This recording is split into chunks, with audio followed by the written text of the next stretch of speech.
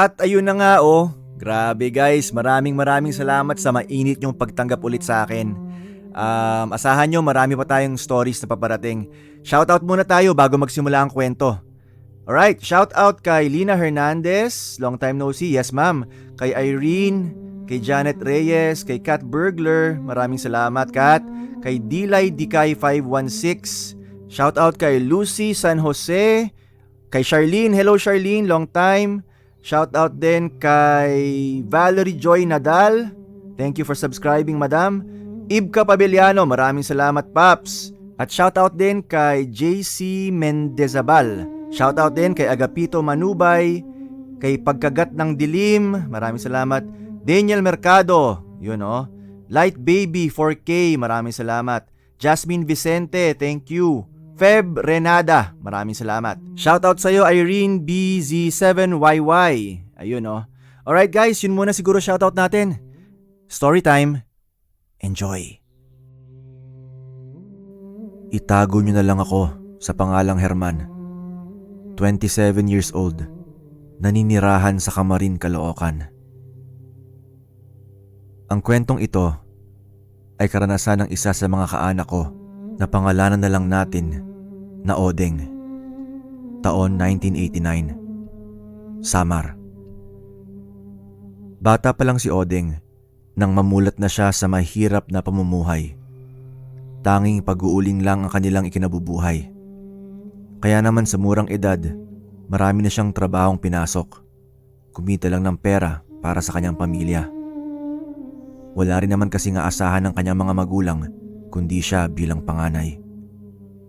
Kahit anong ipagawa sa kanya, basta't may bayad ay talaga namang papatusin niya. Mahirap man o madali ang trabaho. Dahil naniniwala siya sa kasabihan ng lolo nila na talaga namang tumatak sa isip niya. Mas mabuti nang kumita ng barya kesa wala. Mula sa paglilinis ng mga tangkal ng baboy at manok hanggang sa mga mabibigat na trabaho tulad ng paggagapas o paghahango ng mga tanim na prutas ng kanilang mga kapitbahay. Kaya naman nung umidad ng 25 si Odeng, marami na siyang trabaho na alam gawin. Isang araw, habang nagagapas siya ng palay, napagkwentuhan nilang magkakasama na mas mainam ang magtrabaho sa sentro o bayan dahil di hamak na mas malaki ang kikitain nila doon kumpara sa pabarya-baryang kita sa paggagapas. Nang mapagtanto ni Odeng na tama ang mga sinasabi ng kanyang mga kasama, dito na siya nagsimulang mapaisip kung tunay ngang malaki ang kita doon. Oh, bakit tila yata tahimik ka, Deng?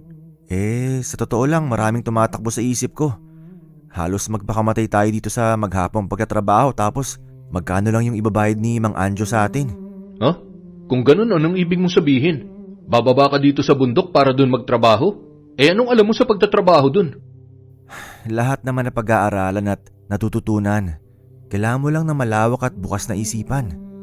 Kahit napayak at simple lang ang pamumuhay na kinalakihan ni Odeng, meron siyang malaking pangarap, hindi lamang para sa kanyang sarili, kundi para rin sa kanyang pamilya. Ginamit ni Odeng na inspirasyon ang makapagtrabaho sa sentro upang kumita ng pera na sasapat sa kanyang pangangailangan at gayon din sa kanyang pamilya. At dahil sa kasipagang taglay ni Odeng, madali siyang nakaipon. Hindi naging madali ang pagpaalam ni Odeng sa kanyang mga magulang dahil alam niyang hindi siya papayagan ng mga ito sa kanyang plano. Ngunit, ganun na lang ang kanyang tuwa nang malaman mula sa kanyang mga magulang ang positibong desisyon. Kaya naman, hindi na niya sinayang ang pagkakataong yon at kinabukasan din ng sumunod na araw, umalis na siya sa kanila at nagpunta na sa sentro. Napakakonti ng dala ni Odeng noon nung umalis siya sa kanila.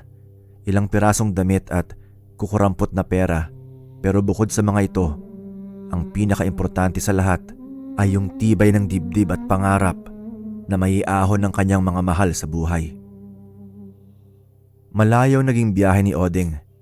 Halos ilang oras ang kanyang tinahak, makarating lang sa mismong bayan ng kanilang lalawigan. Kaya naman nung makarating siya sa sentro, manghang-mangha siya sa kanyang mga nasaksihan.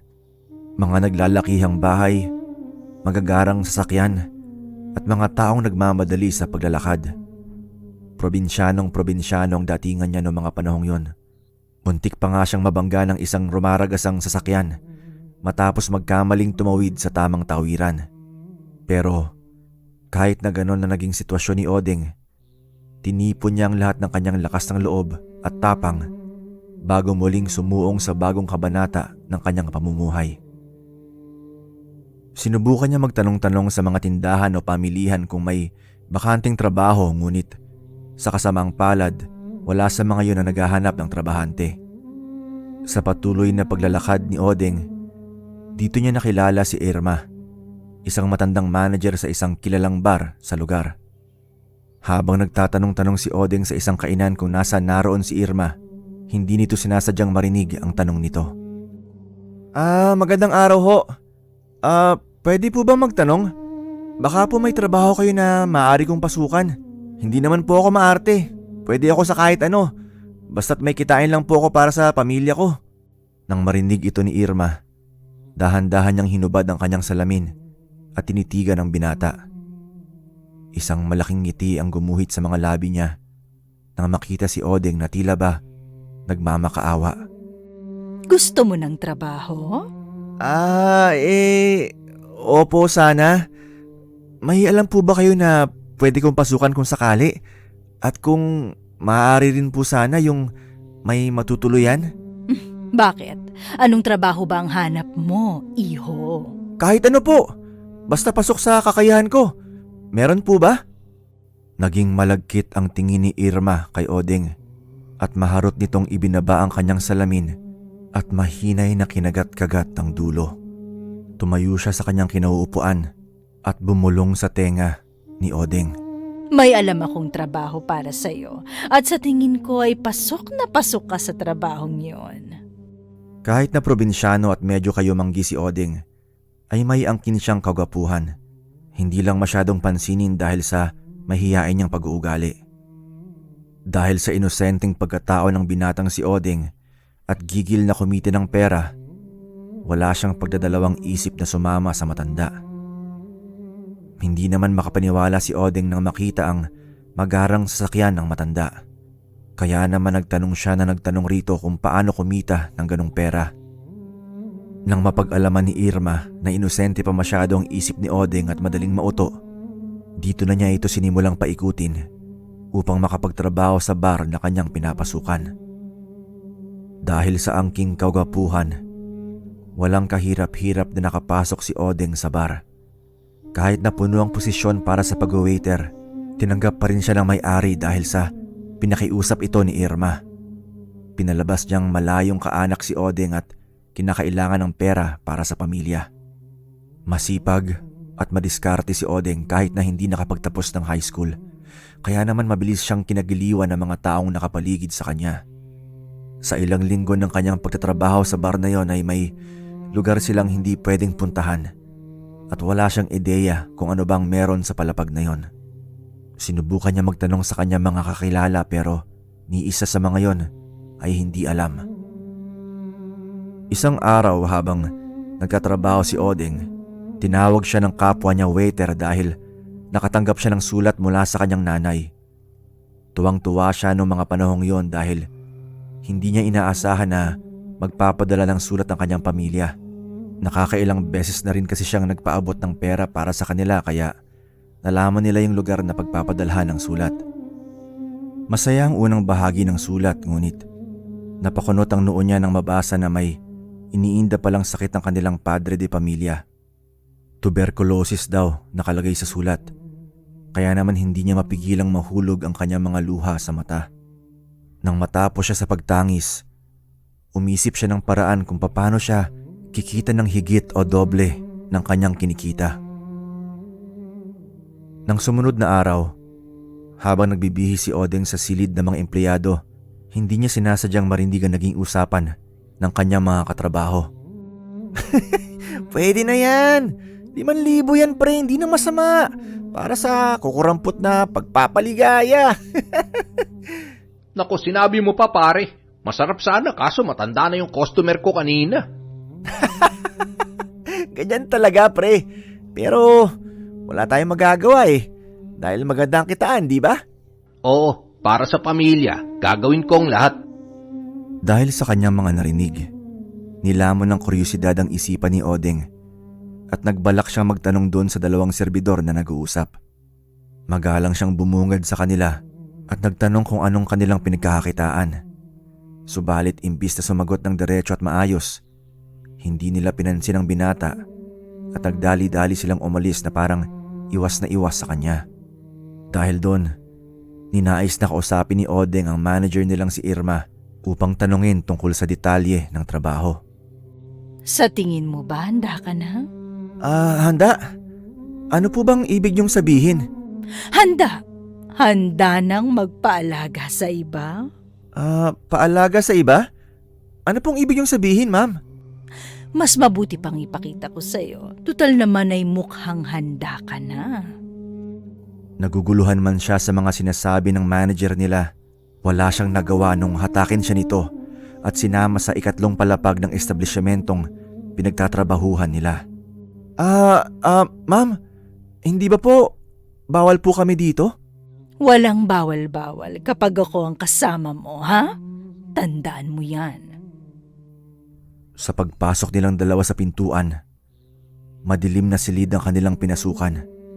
Ganun na lang ang gulat ni Odeng nang makitang patay-sinding mga ilaw na parang tulad sa isang bahay aliwan. Nakaramdam ng pagkailang si Odeng noong mga sandaling yon dahil alam niya ang nangyayari sa ganung lugar at nagtugma ang kanyang mga haka-haka nung makita niya ang ilang silid na may mga umuungol at dumadaing. Isang nakakalokong ngiti ang muling gumuhit sa bibig ng matandang si Irma habang tinutukso-tukso ang binata.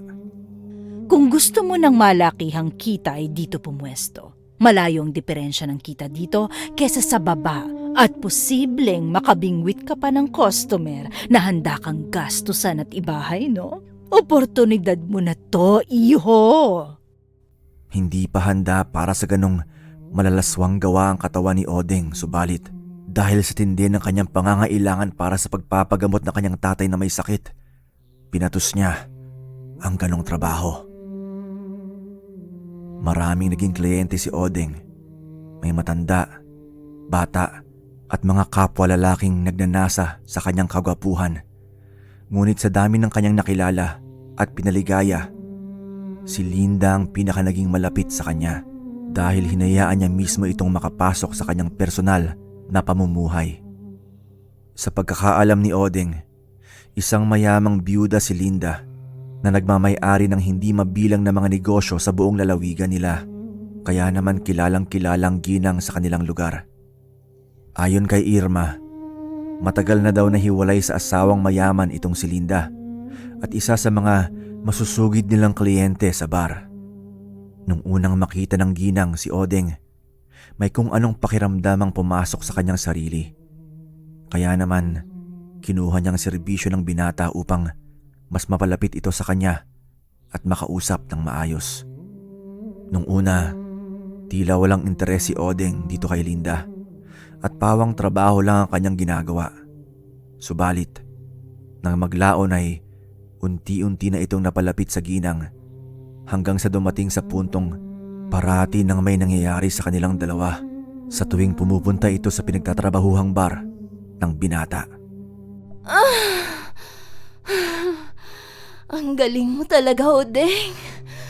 Ibang-iba ka sa mga nakilala ko. Alam na alam mo kung papaano hulihin ang kiliti ko. Wala yun, no? Magaling ka rin naman. Kahit may edad na talaga namang bigay todo pa. Ganun ba? Sige, patutunayan ko sa'yo na higit ako sa lahat ng mga nakilala mong babae. Nakalipas ang ilang buwan, naging bata-bata ni Linda si Odeng at binili niya ang serbisyo nito kay Irma. Walang pakialam ang ginang sa halagang kanyang pinakawalan, basta mailabas lang niya si Odeng sa ganong pamumuhay. Kaya naman, inggit na inggit ang halos lahat ng mga katrabahong lalaki sa bar kay Odeng dahil literal na malaking isda pala ang kanyang nabingwit. Biro mo ba naman?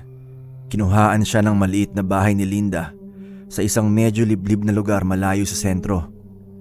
Sinadya yun ng ginang upang malayo ang mga mapanghusgang mata ng mga tao sa kanya at sa bago niyang kasintahan na si Odeng. Maliit at maayos na bahay ang tinirhan ni Odeng at Linda. Subalit hindi nagtatagal ang ginang sa bahay dahil paniguradong hahanapin siya sa kanila. Kaya umuwi din ito ng mga bandang 11:00 ng gabi. Si Odeng naman, patuloy na sinusustentuhan ni Linda upang may pangtustos ito sa kanyang pamilya at panggamot ng kanyang tatay. Kahit na lihim lang ang relasyon nila Odeng at Linda, sapat na yun sa kanila basta't mahal nila ang isa't isa. Pero ang inakala ni Odeng na masaya at tahimik na pamumuhay nila ni Linda ay mapapalitan pala ng sindak at takot nang hindi niya inaasahan. Isang gabi, pagkatapos nilang paligayahin ang kanilang mga sarili, hindi na malayan ni Linda ang oras at halos madaling araw na siya bumangon. Sadya kasing magaling manromansa si Odeng kaya napahabang pagsasalo nila ng katawan sa malamig na gabi. Ibang klase ka talaga, Deng. Parati mo akong pinaliligaya. Sa tuwing ginagawa natin to, ay parang ito yung unang beses tayong nagkita at nagpanagpo ang ating mga katawan. Hinding-hindi ako magsasawa sa'yo.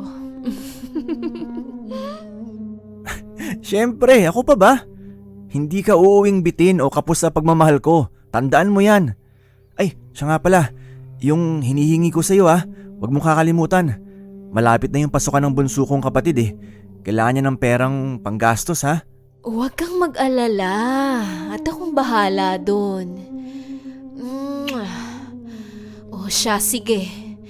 Bukas na lang at ako'y tutuloy na. Grabe, napakasaya ko kung alam mo lang. Bandang 11:00 ng gabi.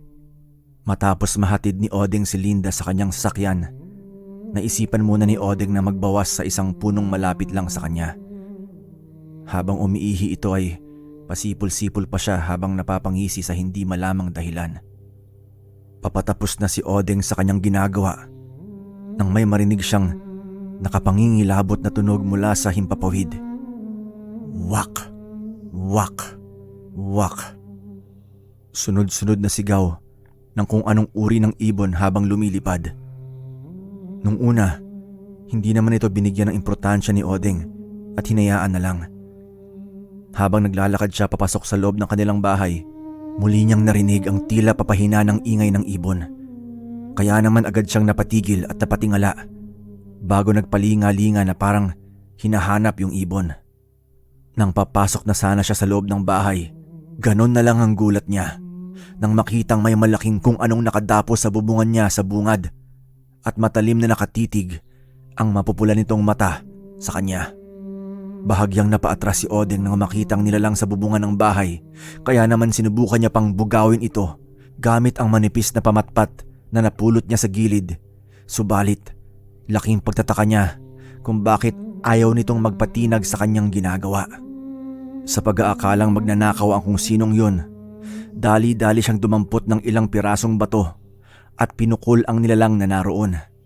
Nung babatuhin na sana ni Odeng ang nilalang sa bubong, bigla siyang natigilan nang makitang wala na doon yung nakadapong nilalang. Kaya inisip ni Odeng na baka nasindak ito matapos siyang makita na dumampot ng bato. Subalit ganon na lang ang tindi ng takot ni Odeng nang maramdaman niyang may tila humihinga sa kanyang batok, dahilan upang kilabutan siya ng todo. Ngunit sa kanyang paglingon, wala naman siyang nakita. Kaya naman kahit na takot na si Odeng, ay naglakas loob ito at nagsisigaw ng panghahamon. Hoy! Kung sino ka man! Huwag kang papahuli sa akin May kalalagyan ka sa oras na maabutan kita! Sa pag-aakalang wala na doon ang nilalang, nagpatuloy na si Odeng sa pagpasok sa bahay. Kakahawak pa lang niya ng pihita ng pintuan nila nang biglang may dumagit sa kanyang malaking ibon. Sa sobrang bilis ng mga pangyayari, halos hindi na nakapalag si Odeng at natangay siya ng malaking itim na ibon. Kahit na masakit ang balikat niya dahil sa mahigpit na pagkakakapit ng ibon, tiniis niya ito at dali-daling hinubad ang kanyang damit. Matapos ito ay mabilis siyang dumulas mula sa matatalas na kuko ng ibon at nahulog sa isang puno ng talisay. Laking pasasalamat ni Odeng dahil napasampa siya sa puno, dahil kung sa patag na daan o damuhan siya nabitawan ng ibon, paniguradong magtatamu siya ng matinding pinsala. Takot na takot si Odeng noong mga sandaling yun na halos lumabas ang kanyang puso sa dibdib. Sino ba naman kasi ang hindi matatakot sa nangyaring pag-atake sa kanya ng isang hindi mawaring nilalang? Tahimik muna siyang nagmasid-masid sa buong paligid dahil baka naroon pang malaking ibong itim at naghihintay lang ito ng tamang pagkakataon upang umatake muli. Matapos niyang masiguro na wala na doon ang nilalang, ay dito na siya nagdesisyong bumaba sa puno na nagsalba sa kanyang buhay. Dahan-dahan siyang bumaba at alertong naglakad habang palinga-linga. Nung mapagtanto ni Odeng na ligtas na ang kapaligiran, dito na siya nagtatakbo pauwi sa bahay. Pagpasok niya sa loob, dito na bumuhos ang kanyang luha dahil sa sobrang takot. Matapos niyang linisin ang kanyang mga sugat at pinsalang natamo, sinubukan niyang matulog upang kahit na papano makapahinga, pero kahit na anong gawin niyang pagpapaantok, hindi ito umubra dahil hindi siya pinapatahimik ng kanyang isip tungkol sa nilalang na nakaharap niya. Kinaumagahan, tinawagan ni Odeng si Linda upang ipaalam sa kanyang nangyari kagabi.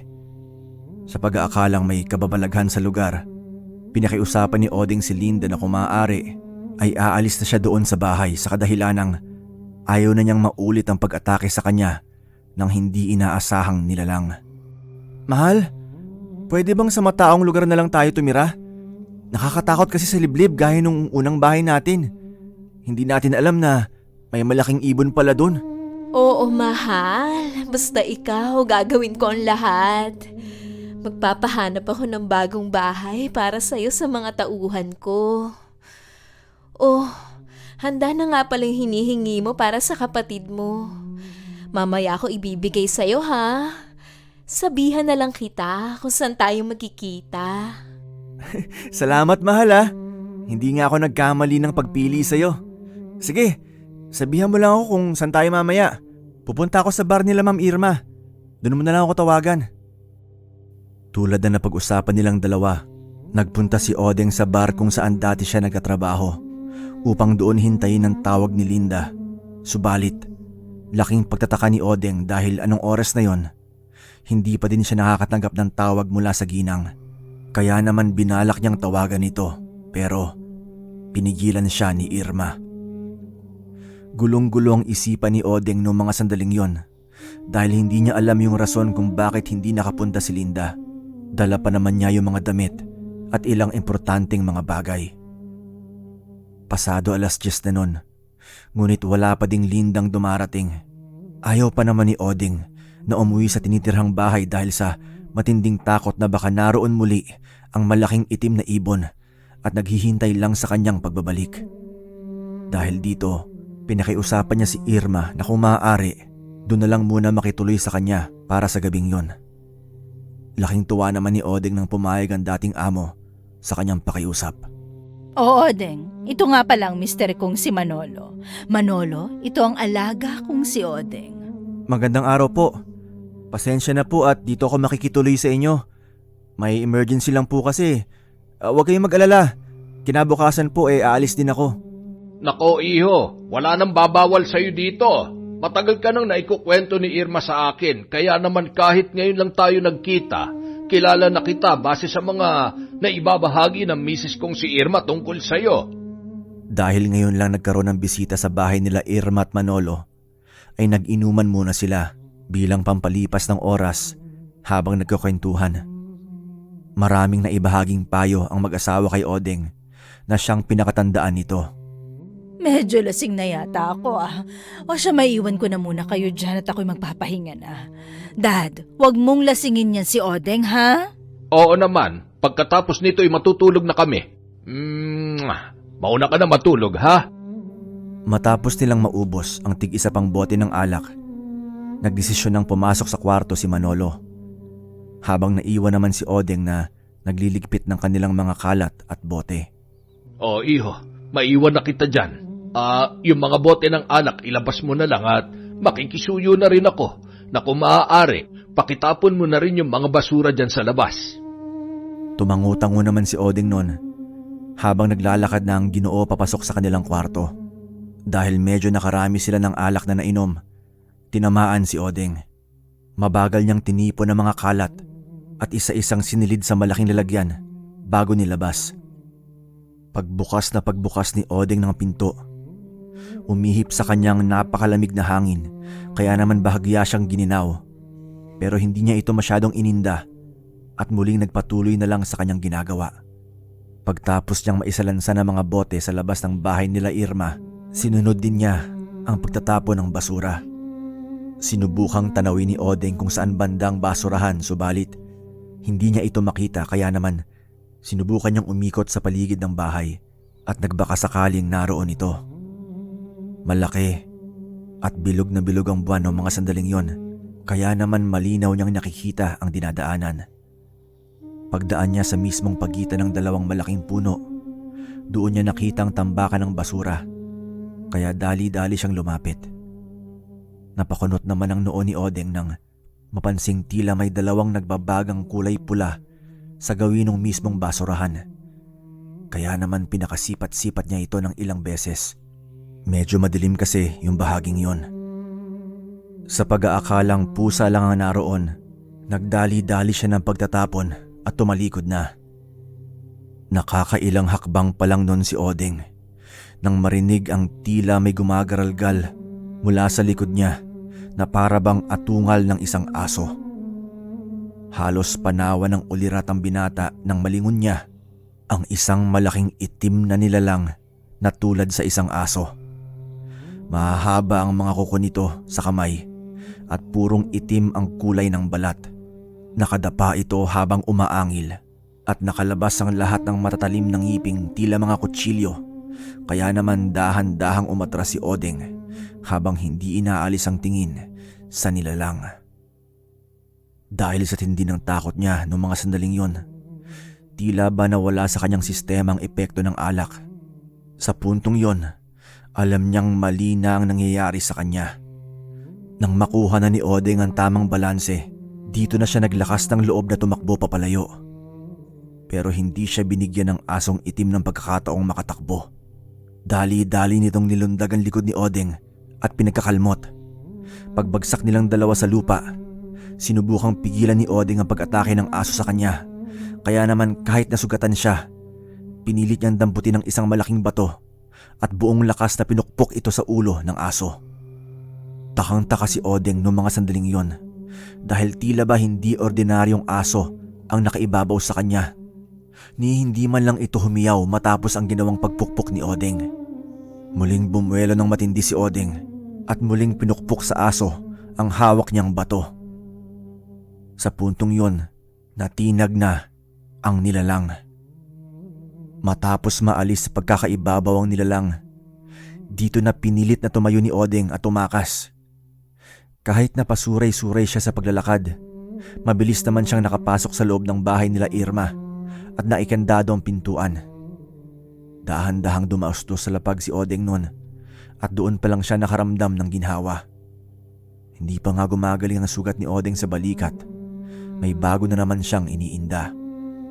Sandamukal kasi nagasgas ang tinamo niya mula sa kalmot at kaunting pasa matapos na bumagsak sila ng aso sa lupa.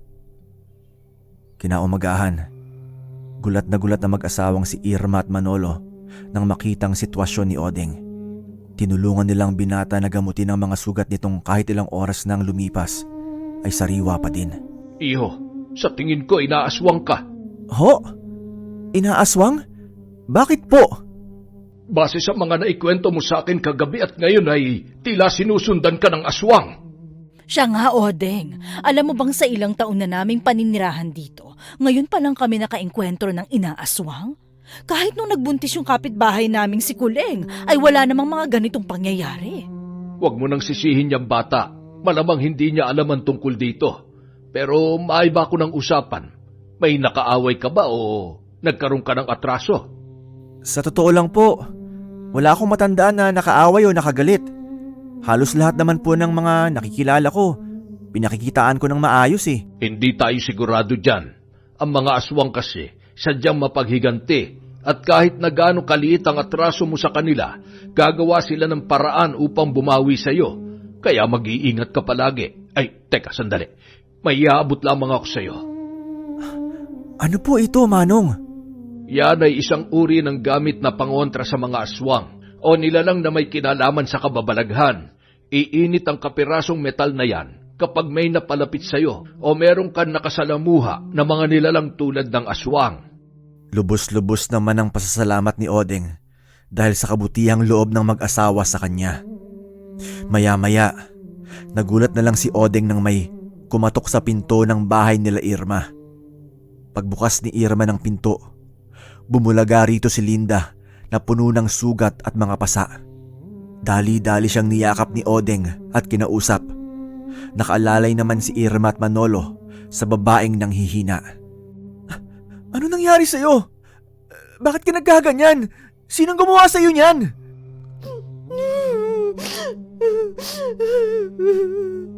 Nahuli ako ng mga biyanan ko. Silang may gawa nito sa akin. Ha? Anong ibig mong sabihing nahuli? Hindi ko maintindihan. Nahuli ako ng ama ng aking dating asawa. Nalaman nitong sikretong relasyon nating dalawa. Ayokong masangkot ka sa gulong pinasok ko. Kaya lulutasin ko ito na mag-isa at huwag kang mag-alala. Mabuti pa dito ka na muna manirahan kay Irma. Kahit papaano at ligtas ka rito. Kaysa sa kung saan ka manuluyan. Bakit parang takot na takot ka? Hindi ba pwede na pakawalan ka na lang nila? Tutal naman, matagal-tagal lang patay yung mister mo. Hindi ganun ang patakaran ng lahi ng mister ko. Sa oras na may kasal ka sa tulad nila, ay habang buhay mo na itong pangangatawanan. Marami pang sinabi at pinaliwanag si Linda noong mga oras na yon. Subalit naputol ito matapos umihip ang napakalakas na hangin. Isang mainit na halik ang iniwan nito kay Odeng, kasama ng isang sisidlan ng pera.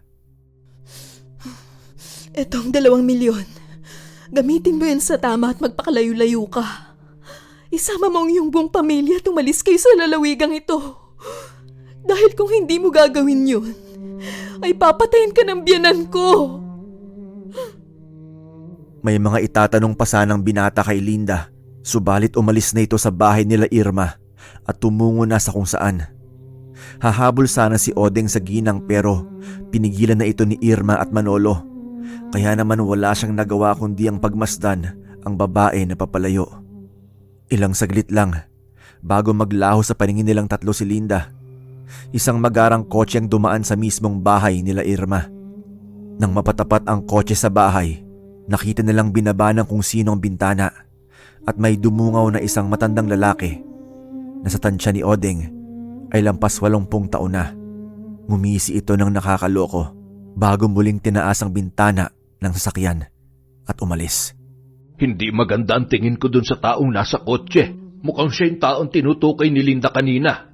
Mahirap magsalita pero may kinalaman kaya yung matandang yun sa umaaswang sayo. Nang marinig ito ni Odeng, para bang binuhusan siya ng malamig na tubig, kasabay nito ang pangangapal ng kanyang batok. Nang maalala niya ang metal na binigay kanina ni Manolo sa kanya, dali-dali niya itong hinugot sa likurang bulsa. Ganun na lang ang gulat ni Odeng nang makapa niya na sobrang init ng metal na para bang kakahango lang nito mula sa apoy. Kaya nabitawan niya ito at nahulog sa lapag. Dahil sa kanilang nasaksihan, dito na sila nakumbinsi na may kinalaman ng matandang yon sa aswang na 2 beses nang umaatake kay Odeng. Nanatili ng ilang araw si Odeng sa poder nila Irma at Manolo. Kaya naman sa abot ng kanilang makakaya, tinutulungan at pinoprotektahan nila si Odeng. Ilang linggo silang naghahanda sa pagdating ng aswang, subalit sa bawat gabing dumaan, wala namang nagpakita o nagparamdam sa kanila. Kaya naman inakala nilang maayos ng lahat. Hanggang sa dumating ang sumunod na linggo. Araw ng Biyernes yon at pinaniniwalaan ng matatanda na sa tuwing Biyernes o Martes, higit na mas malakas sa mga nilalang ng dilim tulad ng mga mangkukulam o di kaya'y mga aswang. Dahil dito, kinandado ni Irma at Manolo ang lahat ng pinto at bintana sa mismong bahay nila upang makatiyak na walang sino man na mula sa labas ang makakapasok sa loob ng bahay. Bilang dagdag sa pag-iingat, nilagyan din nila ng asin na may halong abo ang bawat sulok ng bahay at asin din sa mga pagitan ng pinto at bintana. Nakakabingi ang katahimikan nung gabing yon na tipong merong mali sa paligid. Dahil ni isang huni ng mga panggabing ibon o alingas-ngas na mga kulisap, katakatakang hindi nila naririnig. Tulog na nun si Manolo at Irma sa kanilang kwarto, pero hindi si Odeng dahil padungaw-dungaw ito sa bintana ng kwartong tinutulugan. Makukuha na sana niya ang kanyang antok nang may marinig siyang kung anong ingay sa labas na mistulang umiiyak. Nang una, hindi niya ito pinansin, subalit nang mabusesa niyang iyak, napagtanto niyang si Linda yon. Dahil sa bugso ng kanyang damdamin, muli siyang dumungaw sa bintana. Dahil sa kanyang pagmamadali, nakalimutan niyang may mga nakapatong na asin sa pagitan. At nung pinihit niya ang bukasan, nahulog ang mga ito sa lupa. Nang maalis ang asin sa pagitan ng bintana, may isang mabalahibong kamay ang dali-daling dumakot sa bandang dibdib ni Odeng at hinatak siya papalabas. Ganun na lang ang gulat niya nang makita ang asong itim na umatake sa kanya nung nakaraang linggo. Bagaman magdadalawang linggo na ang lumilipas, sariwa pa ding nakita ni Odeng ang pinsalang ginawa niya dito matapos ang paulit-ulit niyang pagpukpok ng bato sa ulo ng aswang. Tila na estatwa tong si Odeng nang makita ang mabalasik na itsura ng nilalang, pati ang malapating nitong ngipin. Sinusubukan ng nilalang na sunggaban si Odeng pero mabilis tong nailaga ng binata hanggang sa makakita ng pagkakataong madamba ng asong aswang si Odeng. Habang nagpapambuno ang dalawa, sunod-sunod na putok ng baril ang umalingaw-ngaw sa buong paligid matapos barilin ni Manolo ang aswang sa likod. Ganun na lang ang sindak ng mag-asawa nang makita nila na tila walang epekto sa nilalang ang baril at bala nito na parang dumadaplis lang sa makunat na balat ng aswang. Sinakal ng nilalang si Odeng at buong lakas na itinaas sa maliwanag na buwan na parabang iniaalay niya ito. Buong lakas ng pumipiglas si Odeng, subalit kahit anong pagpalagang gawin niya, hindi siya makatakas sa mahigpit na kapit ng aswang.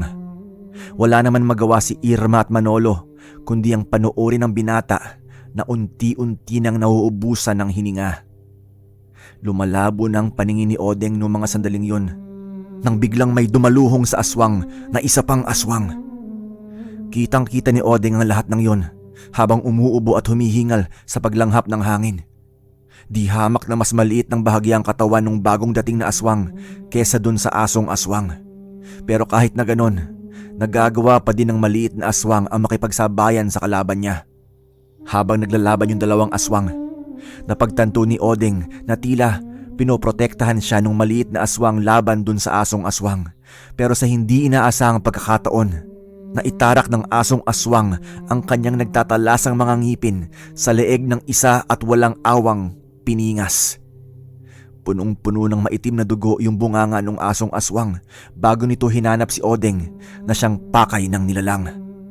Tatalo na sana yung asong aswang papunta kay Odeng, subalit tila yata pinaglaruan siya ng pagkakataon. Dahil ng segundong malingat ang asong aswang, dito na itinarak ng isa pang aswang ang matalas nitong kuko na bumutas sa dibdib ng nilalang at agad nitong ikinamatay. Habang nakahandusay ang aswang sa lupa, unti-unti na yung bumabalik sa pagiging tao. At dito, nakumpirma nila na yung matandang nakasakay sa magarang sasakyan ang aswang na sumasalakay kay Odeng. Marahil, ito din ang biyenang pinatutungkulan ni Linda. Habang sapo-sapo ng mag-asawang Irma at Manolo si Odeng, Napatingin sila sa isa pang aswang na sugatan. At ganun na lang ang kanilang gulat nang mamukaan nila si Linda. Dali-daling sinapo ni Odeng ang ginang na unti-unti nang binabawian ng buhay. Hindi na nagawang makapagsalita ni Linda dahil sa tapyas na ang lalamunan nito bunsod sa pagsakmal ng biyenan niyang aswang. Bago malagutan ng hininga ang aswang na si Linda, pinabaunan ito ni Odeng ng isang halik na purong pagmamahal bago umiiyak na pumasok sa loob ng kanilang bahay. Iwan mo na sila dahil mas malaking problema kung aabutan tayo ng mga kasamahan nilang aswang. Wala na tayong magagawa kay Linda. Wala na siya at paniguradong paparating na ang kanilang mga kalahi. Nasa loob na sila ng bahay nun nang biglang may umatungal ng ubod ng lakas. Kaya naman nagtungo sila sa bintana at doon ay nakita nila ang hindi bababa sa 5 aswang na kinukuha ang bangkay ni Linda at nung matandang lalaki. Ipinasa nila ito sa kanilang likuran bago umatungal at umalis sa lugar.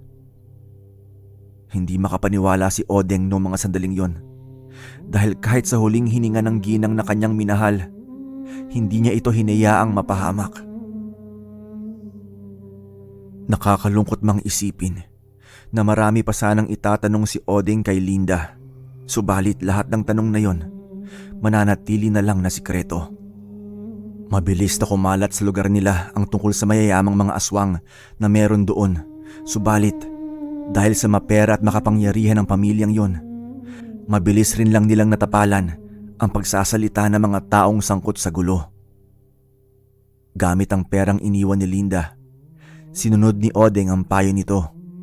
Nagpakalayo-layo sila sa lugar at bumili ng lupa upang gawing sakahan o kaya'y pagyayamanin bilang negosyo ng kanilang pamilya.